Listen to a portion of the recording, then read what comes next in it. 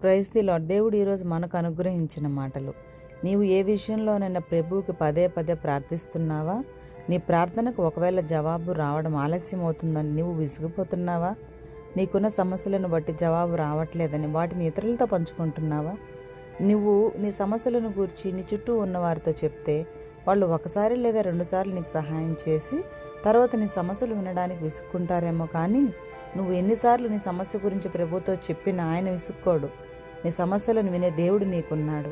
కేవలం విని వదిలేసేవాడు కాడు ఆయన.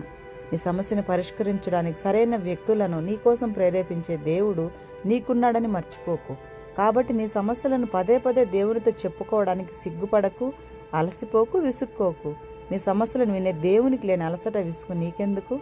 కనుక నీ సమస్యలను మనుషులతో చెప్పడం మానేసి ఏ సమస్యనైనా ఏ సమయమైనా ప్రభుతో చెప్పడానికి సిద్ధపడు.